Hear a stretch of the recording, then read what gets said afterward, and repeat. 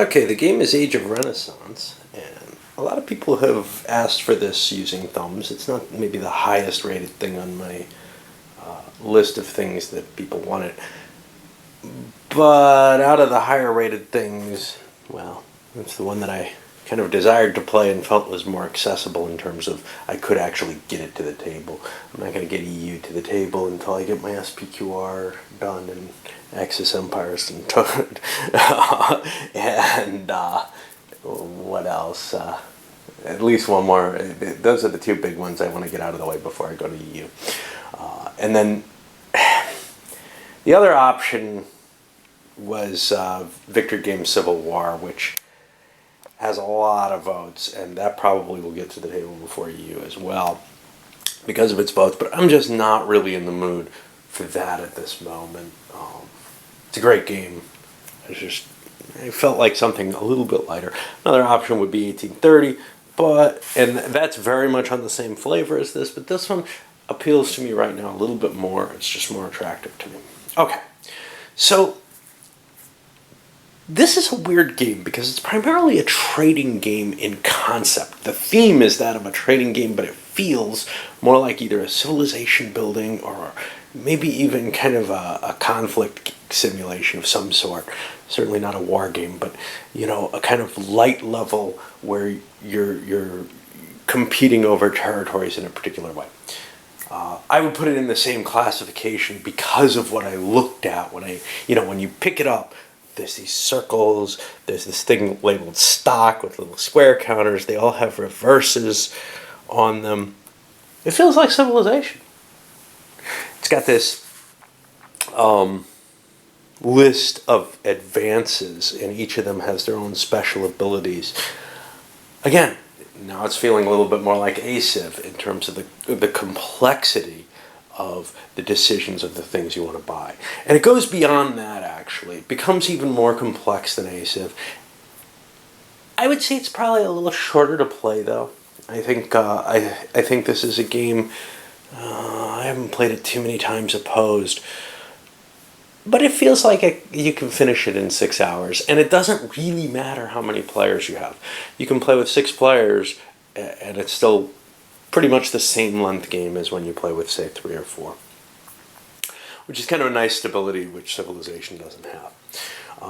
As an oddness, I can't flip these over because they're set up, but there's 2 sides of the chart, one for the 3-4 player game, one for the 5-6 player game, and they have just some different values for how the cities are evaluated for it.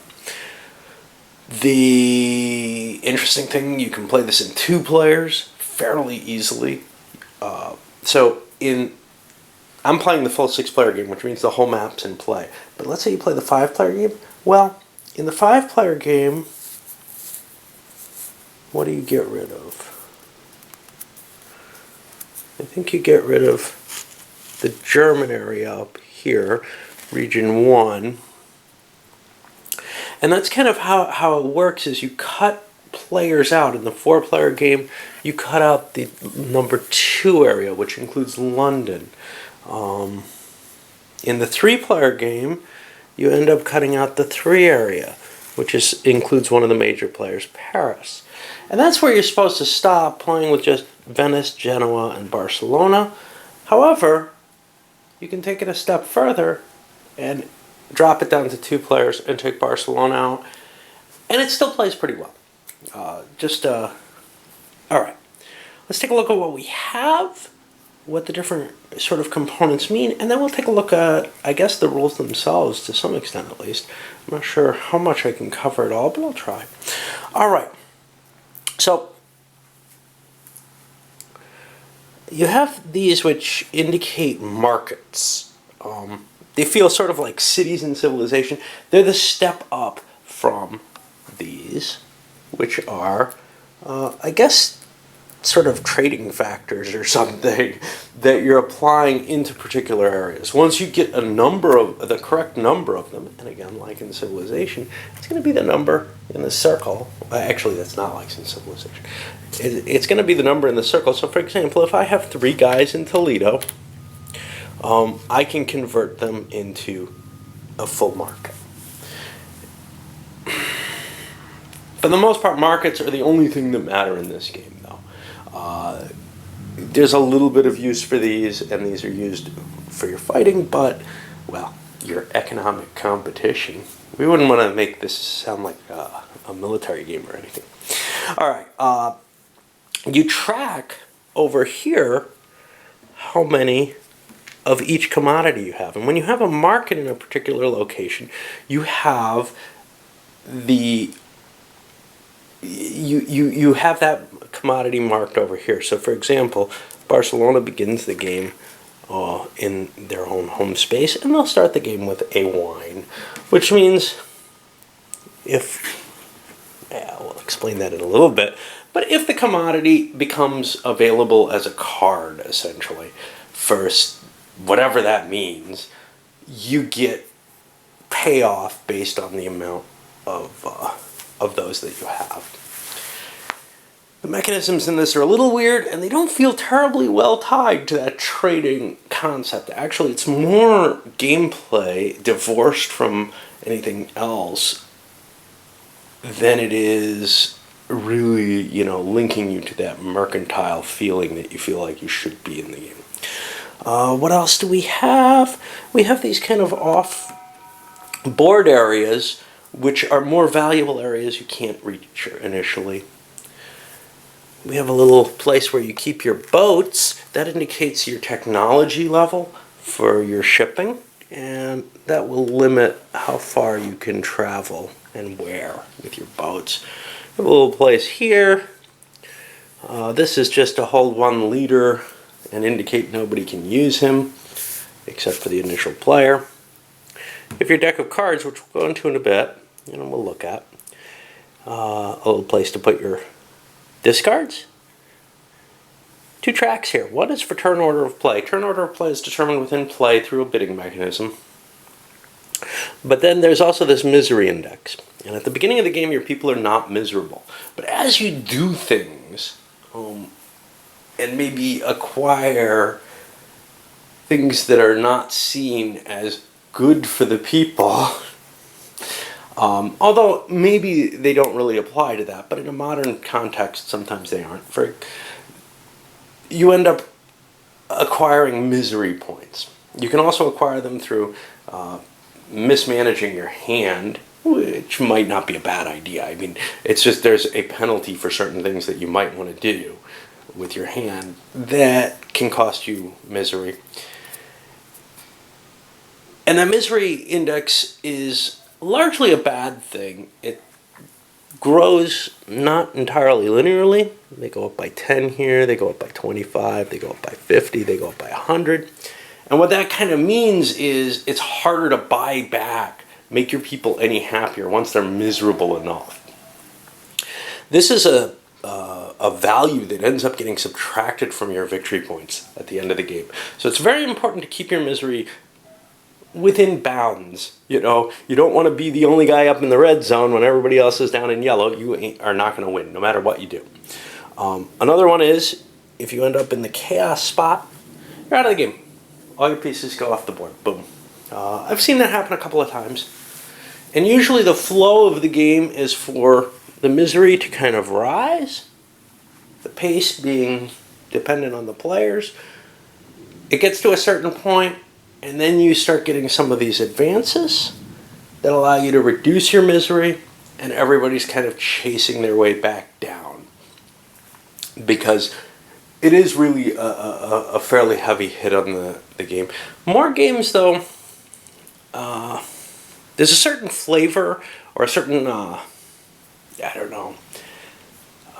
pattern to a Civilization game, which is, and maybe it's because of the advanced trade cards that I play with too often, which is that people kind of continuously grow, and they all feel like they're at the same state, and they're hitting their barriers usually pretty well. In this, there is that pattern of misery goes up and then it goes down, but I don't feel like the games tend to play all the same. Sometimes the misery shoots up a lot higher based on card play. Sometimes people are able to keep it kind of low throughout the game, and we'll see.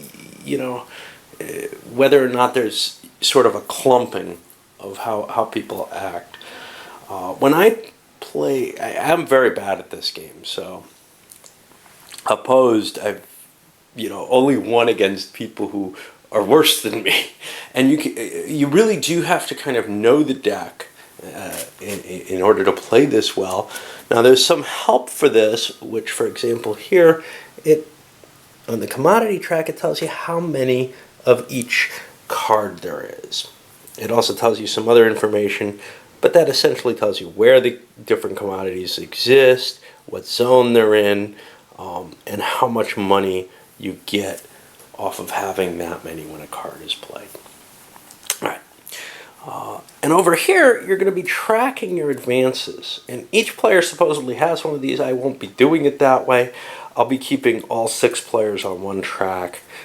That just works well for me. And I have that kind of exampled here. I have players listed with all their stuff in each column. You would be tracking the other players this way. Normally you track your own up here. And then I'll leave a 6th column for the extra player. Likewise, there's some starting game setup type stuff listed here that you take advantage of at the beginning of the game. Some bidding on which power you want to be. I don't know which player is which. Each player gets a starting card, and then they get to bid on which of these cities they want to start as. Okay, and then there's going to be a place where you track your bids at the end of each turn.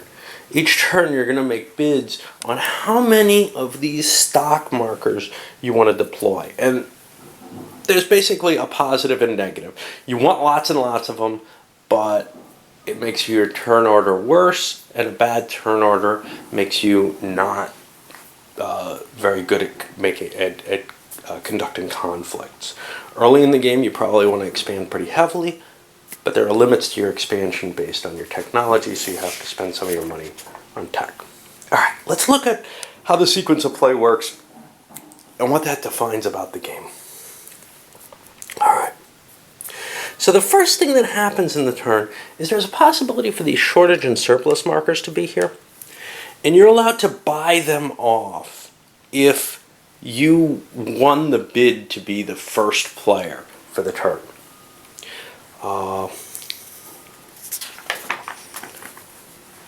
And strangely, that actually does not indicate what the cost is.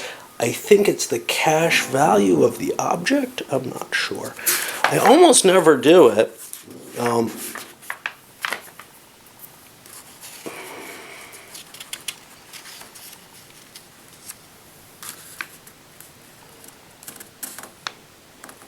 Cash equal to the base value of the commodity. So the base values are listed along here. Stone has a base value of 1, wool 2, timber 3, etc., all the way up to gold and ivory that are 10. And actually what's weird, they share a card. We'll see what the cards look like because I might as well reshuffle. Let's take a look at these cards. You have kind of event cards, and this is an awesome one to start the game with. It's at the bottom of the deck, which isn't so awesome. These are commodity cards. They indicate the base that every card has the number equal to which deck it's in. There's going to be 3 decks of cards to allow us to control the timeline of the game. When you go through the first one, you put the second one into play. When you go through the second one, you put the third one into play. And you shuffle some of the discards in. The discards that get shuffled in have a circle on them.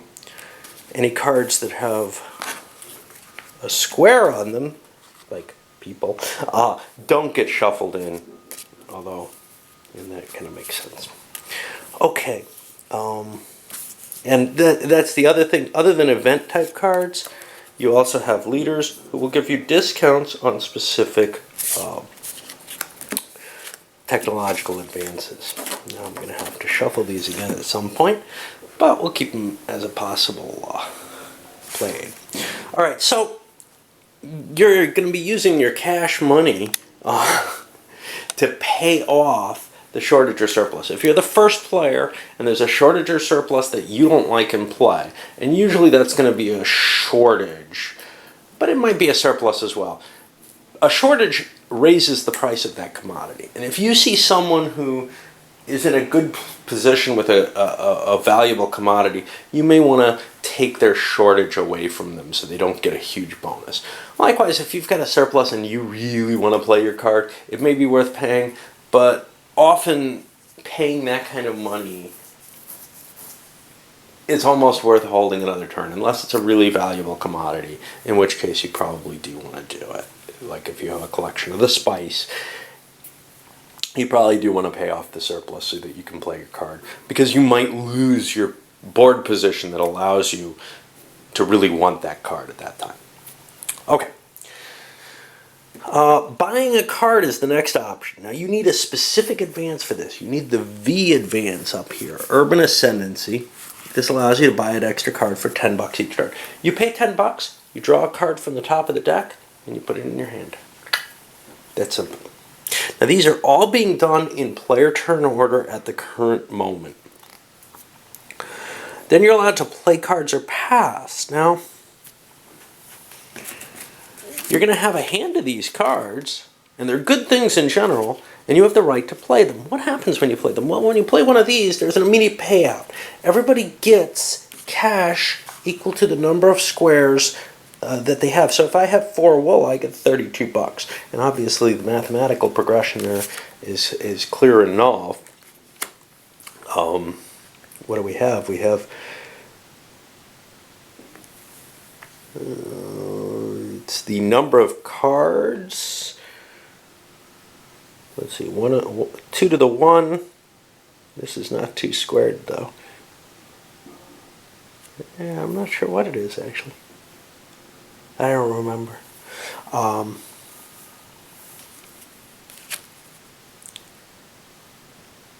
Yeah, I don't know.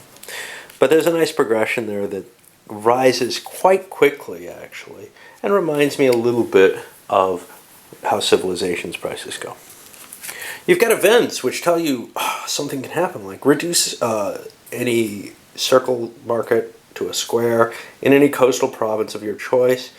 If played in Epic 2, you reduce 2. If played in Epic 3, you reduce 3. And you get to target somebody and knock down some of their cities with these. These, again, are done in player order. So if I play my Pirates and Vikings before you get to play your wool, hey, I may have just hosed you out of some of your production and be able to knock out all your wool.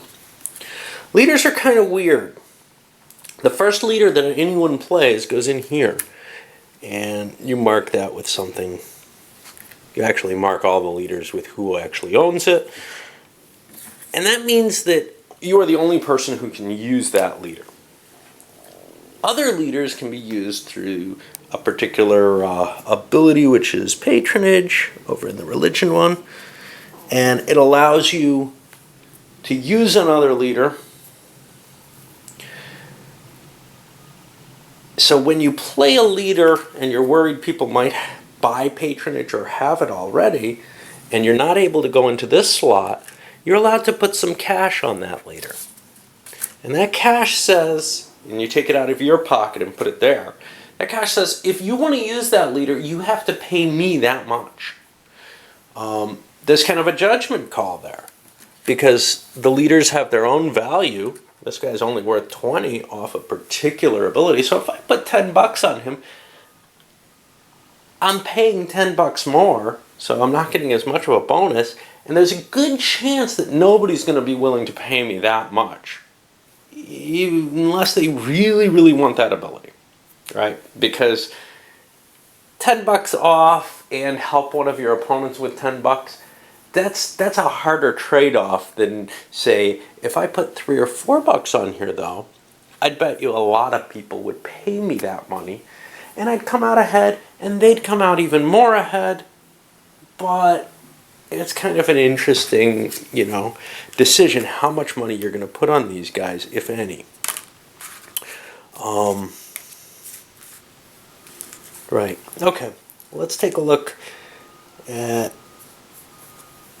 collect earned rebates. When you play a leader, if you have another one of these, printed word, and there's so many little things here. This is one of my kind of gripes about the game, is there's all these little abilities you have to remember, every single one, And for me, that's almost impossible, which means that that's something I'm going to lose track of while I'm playing, and I'm going to not take all my benefits in the game. Same problem I had with, say, Struggle of Empires. I just don't have the mind to keep track of all these little things. Same problem I have with Advanced Civ. Basic Civ, no problem at all. I like this game, I like it a lot, but it's hard for me to play in the same way as some of those others are. Okay, let's look at the next one. Right, so in this case, if you have that particular ability and you play a leader, well, if you've already got this, say you already have written record, whatever is being offered, and you play a leader that gives you a discount for that, you get just cash for it instead, which is kind of a nice little ability, but okay. And the sequence of play is very good about adding almost everything you could possibly need in it, which is kind of powerful. Okay, now you go to the purchase or pass phase, and in this phase, each player in turn gets to buy stuff. What stuff do they buy? Well, buying a ship upgrade, you're allowed to upgrade your ships by 1 level.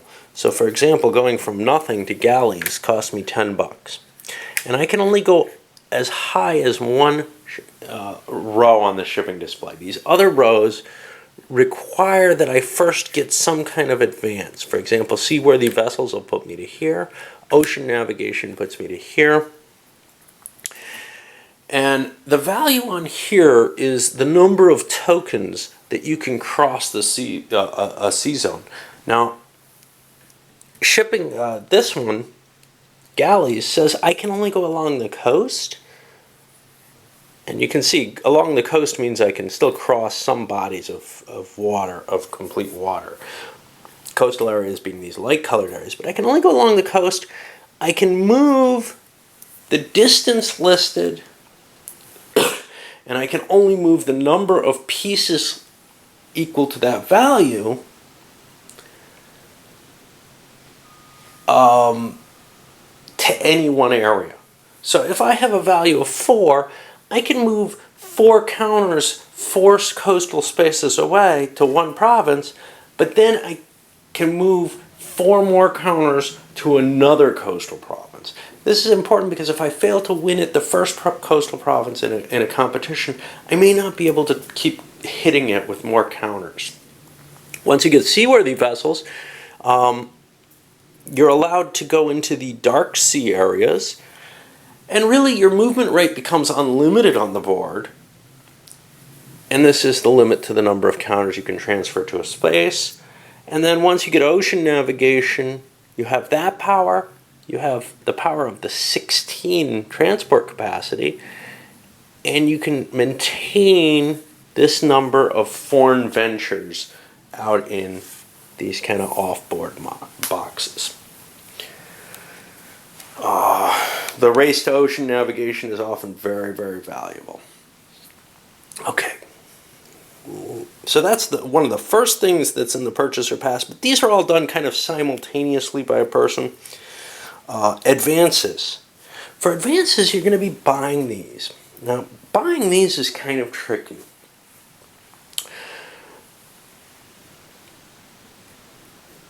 Each of these letters indicates one advance. The advance has a cost indicated here. It gives credits towards other advances in its block. So for example, if you already own the heavens and you're buying human body, it'll only cost 40 bucks. But you can't get that credit maybe I'm mistaken here. Yeah, you can't get that credit the turn you buy it, I believe. So you want to buy kind of 1 per block in general. The next number here is misery reduction. During this, you're going to have a misery relief stage, which allows you to use misery reduction from your cards, plus any cash you like, to drop this spaces. You have to pay the difference between the two spaces. So if I'm going from the 100 to the 90 box, I have to pay $10 of misery relief to do that. But if I'm going from the 125 down to the 100, I'd have to pay $25. There's a limitation, though. You can't do misery relief for more boxes of misery than you have complete sets of, well, layers of these sets. Okay, so let's say you had one science, one communication, one religion, one exploration, one commerce, one civics. Then you can, at that point, once you have one of each, you can buy one level of misery relief each turn using bonuses and your money. Once you have two layers in each type, you can buy two, and so on. And there's no real limit to that, except that, well, you can only go up to 4. All right. So that's the third number there. There's special abilities. The heavens, for example, allows you to transit one sea as a coastal province. So if you have galleys, you're still able to cross one of these sea areas. That's kind of a neat little ability. And each one of these has its own little abilities. Really hard to track in a multiplayer solitaire situation. Let's look at the next one. Yes. We have a list of prerequisites here. There are some things you can't buy unless you have something else. And if you look at communications, for example, they're set up so that you have to buy them in order. But sciences are not. You can buy the Enlightenment first, and then the laws of matter. And then on the next turn, you have a $40 credit towards the heavens, which only costs $30, so you can get it for free. Not that that's terribly advantageous. It's usually better to buy them in order, but sometimes you get an advantage there. Some kind of crossover, like ocean navigation, requires A and S. You need S, seaworthy vessels, but you also need the heavens from over here. And some of those are kind of confusing, just to keep track of all the connections there. And finally, there's a list of numbers, which is where there are leaders that give bonuses for these particular things. I gotta cut this and load it up. I'll combine with the next one. Okay, we're discussing the costs of these. How do you pay for it? Well, they have their own point value that's listed. You take any discounts you have, and then that becomes the cash value. So for example, in what I was looking at before, well, if you had laws of matter and enlightenment, that's 40 off the heavens, you'd get that for free. You wouldn't get money back for that, but for human body, if you had 40 off, you would pay 20, and you pay that out of cash as part of your whole purchase or pass phase. And you're allowed to kind of balance and think about what you want to buy. Do you want a ship upgrade? Do you want this? Do you want that? Beyond that, you have your misery relief that you're allowed to pay. But here's the other thing. At the end of this phase, however many cards you have sitting in your hand, and you can't really play cards at this point. You made this decision back here. However many cards you have sitting in your hand, you can pay a cash value for. If you don't pay a cash value for them, you take a penalty in misery based on the number of cards. And I believe, see if I can find that. I believe the penalty is based on the amount you'd have to pay. So if you'd have to pay $1 and you miss it, you go up 1 penalty space. But on the others, it depends on how much you grow there. So for example, you can cover more than 1 penalty space if you have 5 cards. Let's see if that's the case. I have to find. These rules are not well written.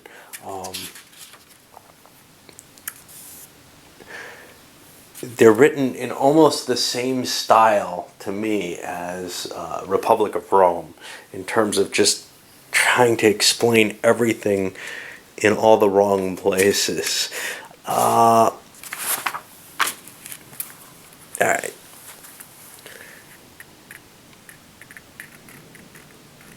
Misery spaces whose value is greater than or equal to the stabilization cost. So yeah, I was right there. So what happens, let's say, you had a 5 card $15 increase. Well, that would be 2 spaces in the blue zone.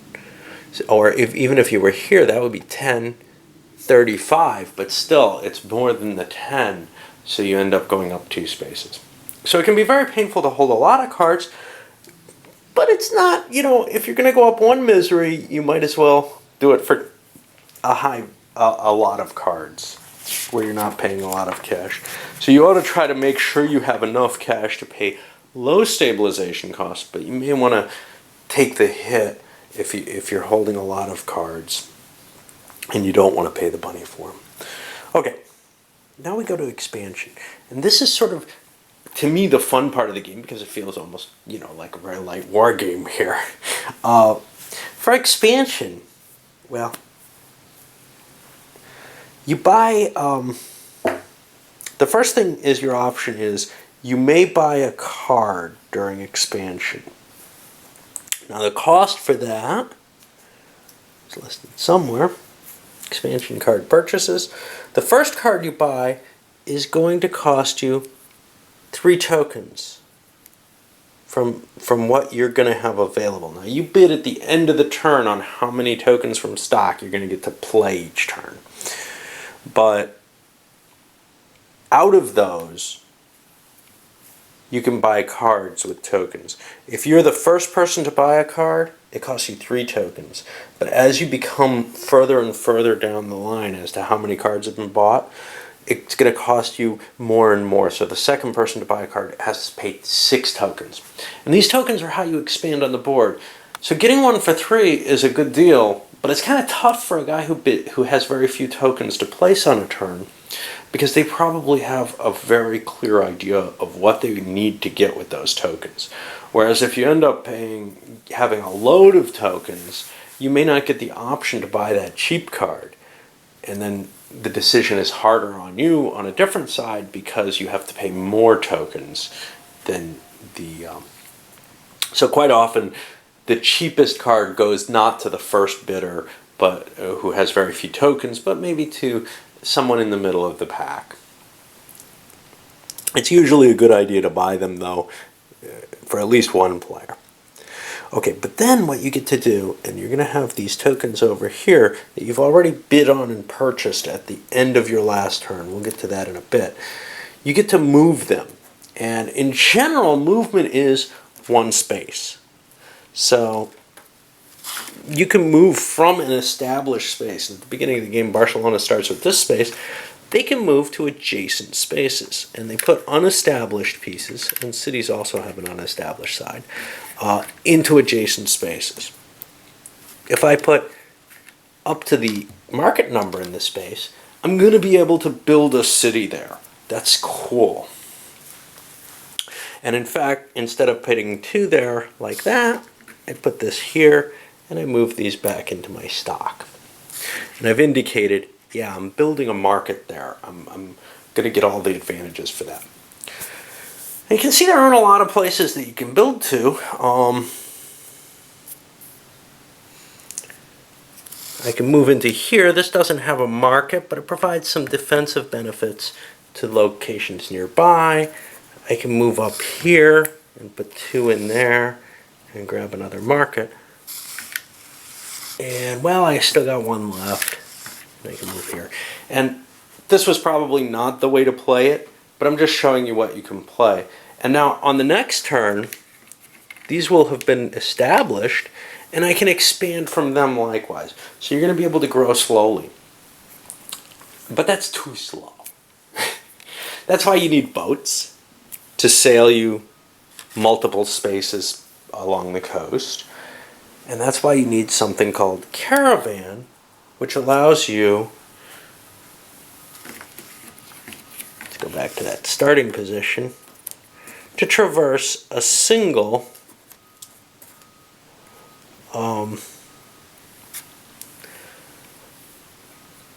unfilled space, i.e. one that's not filled up to its population limit by, say, having a market on it, over land. So, for example, from Barcelona, I could go through Valencia into Granada and then place a market there. That allows me to kind of skip spaces, and so do boats, really. And some of those spaces that you might want to skip might be very, very large with a low payoff. So for example, let's see, we've got like 5-point stone in Naples. I might not want to go to a location like that and put 5 counters in a space, although there are advantages to it. But I've got a limited number of counters that I purchased for the turn, and there may be cheaper places to expand to, like, I don't know, this 2-point silk and 2-point metal. There's a balance to this, because the bigger spaces are more defended, but overall, early in the game, you probably want to grab as many spaces as you can, determined somewhat by what cards you have that'll pay off. Okay, I think I've kind of explained this. The first player goes first playing his pieces, the second player moves second playing his pieces, but here's the thing. If you ever are in a situation where the total number of pieces in a space, and markets completely fill a space, is going to be greater than the value for the population limit. So for example, Barcelona and Paris could share this space with a piece each in any of these conditions. But if you want to exceed that, you have to put enough pieces to match the population and the enemy pieces that you want to destroy. So Barcelona could not place a piece in here because Paris has 1. They'd have to place 2 in here, and that would force a full conflict. Now, conflict resolution is done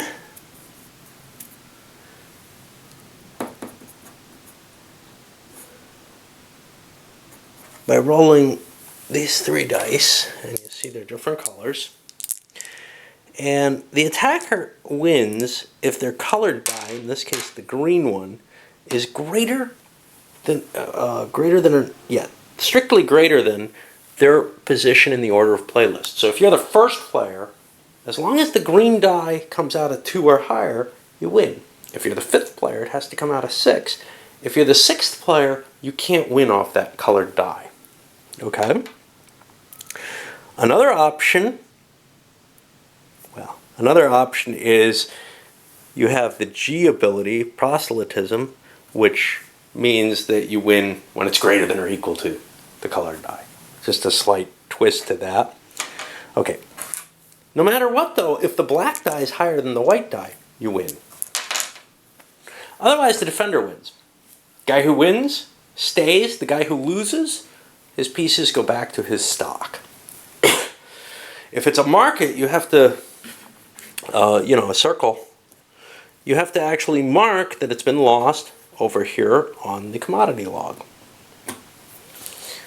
All right.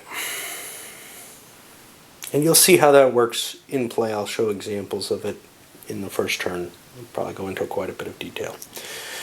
But as the game gets more complex and it becomes harder to do all these things, I'm going to be taking a less and less detailed view, as I usually do anyway. But you are going to miss where it gets the most complex in terms of a lot of decision making. And that's when probably the decision making is the most interesting. All right, after everybody's taken their turn, let's get these into a somewhat stable state.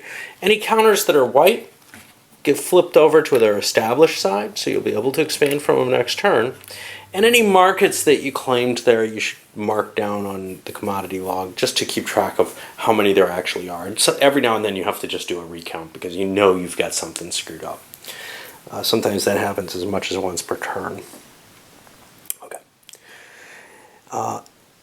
Some special abilities come in here. Interest and profit, which is L, which doubles cash after expansions. So however much cash you have in your hand at this moment, you get twice as you get that amount back as long as it's less than or equal to your income from cities, from markets. Or up to that amount, which is to say if your market income is less, you get your market income instead. Anyway, You collect your base income, which is going to be based on the number of players and the number of cities. Since we're playing a 6-player game, you start off with one city on the board. You're going to be getting 21 bucks if you didn't expand. But most people have gained a couple of cities, so they're going to get a little pile of money to buy stuff. Even if you have no cities, you still can get some cash to indicate some residual merchants on the board. And yes, you can't be knocked out of the game except through chaos. Let's see what else we have here. And that's something I didn't explain in the conflict. You have your home territory, your home city. Your home city, your pieces count double there for all purposes, basically. So you can attack with less, and it's harder to push you out of those, which makes it kind of a place where you're likely to stay for a long time, especially with these big 5-point areas. Barcelona you might be able to take from someone, but, well, from the Spaniards or whatever. Okay, if you have New World ability, your misery goes down 1 space. That's huge. You don't need anything else. You just, once you have gotten this ability, which allows you to also go to the New World, you're able to drain off your excess population there, even though you don't have a market there necessarily. Okay, then you roll shortage and surplus, and this is rolled by rolling 2 dice for a commodity, let's say the black and white die, and the green die is going to be a 50-50 chance on whether it's a surplus or a shortage. And you roll the dice, and so for example, 6 would affect commodity number 6, which is metal, and I don't remember what the order is. It's either high, I think it's the high is a shortage. I don't remember which way it is. But this die would determine whether or not you've got a shortage or a surplus in that commodity. And that's going to affect the prices. Hey, I didn't explain how it affects the prices. I explained how you buy them off. When you play a card for a commodity, if there's a shortage in that commodity, you have 1 box more, assuming you have at least a box, on the valuation chart. So if I only had 1 wool, I would get 8 bucks. Alternatively, if there's a surplus in the commodity, you get 1 box less, and there can only be 1 shortage and or surplus in a commodity. If you roll both a shortage and surplus for a commodity, it ends up canceling out. Okay. Now, at the moment where a shortage or surplus is rolled, well, whoever has the majority of markets of that commodity, the most of that commodity, and they have to be the only person who does, gets a bonus of a free card from the draw pot. If there's a surplus, whoever has the most has to pay the value of that commodity to the bank as a penalty. Now here comes the bidding portion of the game. Now, it's not that complicated, although the thinking involved in it, this is the hardest part for me. Because when I'm here, I can figure out what I can buy. But when I'm trying to make my bid, I don't know how much money I'm going to have next turn, right? Nobody does. And this is a really tough decision. You try to guess, how many tokens do I need next turn to do the expansion that I want to? And it's almost always the case that you don't have enough money to buy all those tokens and still maybe get the advances you want. So then the next option is, okay, now that I've figured out how many tokens I want, how many can I actually afford? And am I going to have any income coming in next turn? So what do you bid? Well, you have this pile of cash because you just got your income. You bid $1 per token that you want to buy from your stock and add on the board next turn. And they just kind of get, that made kind of a mess. They just kind of get, so if I spent $3 on tokens from stock, I'd take them from my stock and flip them over. And that indicates what I've got available for next turn. And that's to buy cards with when you turn 3 tokens into cards. That's to pay some penalties. There are some abilities like Holy Indulgences You collect 2 of these from each player who doesn't have Holy Indulgences. So there becomes this little race to get them. If I get them and nobody else has them, in this 6-player game, I get 10 tokens and everybody else loses 2. On the other hand, and this is the really painful thing, if everybody has it but one person, they have to pay 10 tokens and everybody else gets a couple extra. And if they don't have the tokens, they have to make it up in cash. Painful, painful. There's little things like that if you don't know them and anticipate for them, you're going to be in a lot of trouble in a game of this. And it can be really hard to get out of the Holy Indulgences hole. Alright. So, what do? Well, I bid a number of an amount of money that I'm going to spend on tokens. And this is going to do 2 things. One, it's going to give me those tokens. Hey, that's easy enough. But here's the other side of it. The more tokens that I buy, the further down in the turn order I go. Order of play is determined by whoever bought the least tokens. Hey, maybe I really want to go first. I won't buy any tokens, right? Okay, well, it gets worse than that. I can bid for negative tokens too. And I can pay on a 1-for-1 basis for negative tokens. They don't get removed from the map. All they count for is order of play. So if I really want to go first, and I'm not sure, maybe I have this absolutely important set of commodity cards and a leader and all this stuff, and I want to make sure that I'm already in the lead, and I want to make sure that nobody's going to play a disaster of some sort on me. Well, I might bid negative tokens and pay cash to just try to ensure myself going first. I don't think I've ever seen it happen, but okay.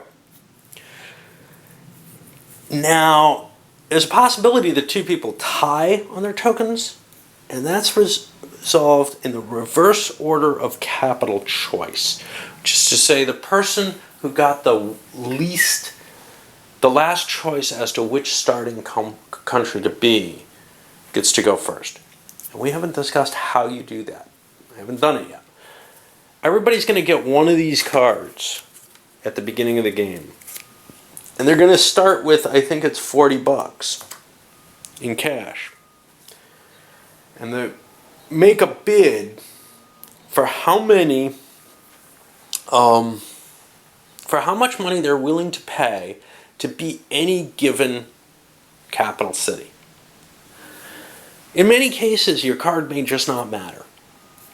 You may have a card that doesn't really affect what country you want to be. And people have put modifications to this, like you're going to get a second card at the beginning of your first turn. And the modification I've seen is deal everybody 3 cards, let them keep 2 of them as their starting card and their first turn random card. Just because you could get really... And you discard the other card, it goes back in the deck, everything gets shuffled together. It's to reduce the maybe luck influence of that extra draw card, and your first card as well. So your first 2 cards you have some choice on with that.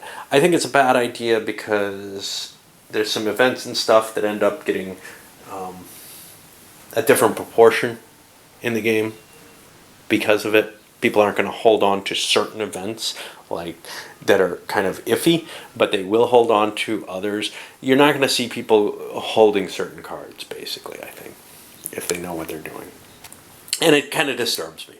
But I can see why people who are very competitive want to play that way. So, yeah, you put a bid in for what country you want to have. Whoever bids the highest gets that country.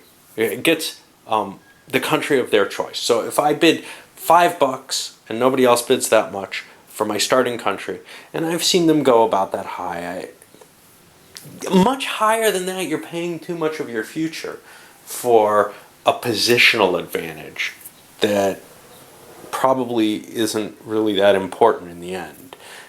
Early in the game, basically you don't want to pay for anything that you can't really justify right at the beginning of the game, because where you start the game doesn't necessarily mean where you're going to be for the whole game. You can kind of move your center of influence all around. I've seen people and one of the people I knew who really studied the game and liked to, and was very good at it, would start somewhere. Barcelona was a high choice. Genoa was another one.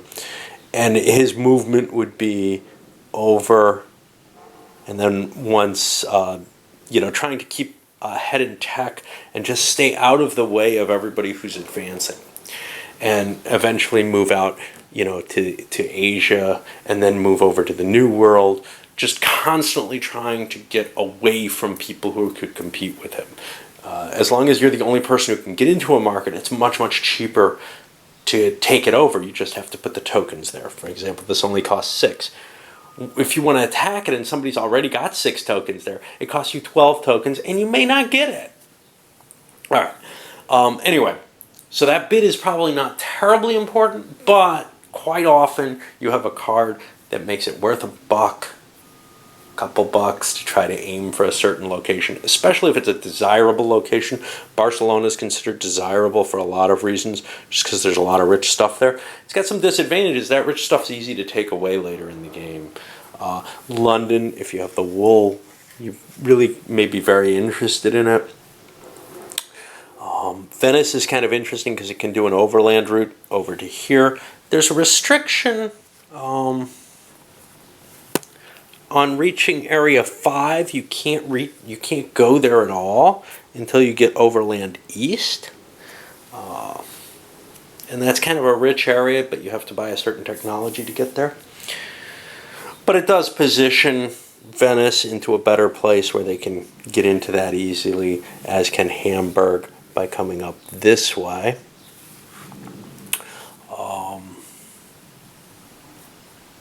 Let's see. I think that's about it, to tell you the truth. How does the game end, and how do you add your points? Well, your points are going to be the points that you have from your tech advances, plus the bonuses for collecting an entire set of advances. So if you get all the communications, you get, no, I may have lied, 210. No, that's just the total. So yeah, you get the points for collecting the advances. Forget the bonus, there is no bonus. The parenthesized number is just the total value of that thing, which makes it easier to add. Plus whatever cash you have on hand. Now the end of the game comes in one of two ways, if I remember correctly. One way is the card deck runs out. If the card deck runs out, if the final card is drawn from the deck, the game will end in that turn. It also can end, and this is the most likely, when somebody gets every single advance.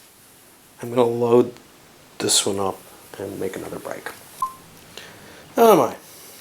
Alright. So,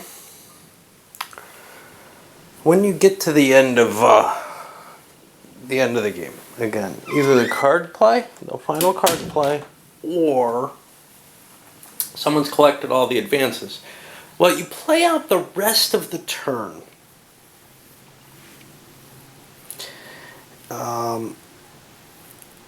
And then, after that final turn, every player, in the same player order, has to play every card that they have in their hand that can legally be played.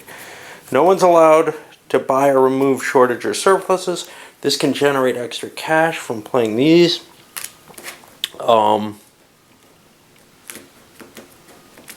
Leaders can provide rebates for the because of the printed word ability, and that's again played as cash.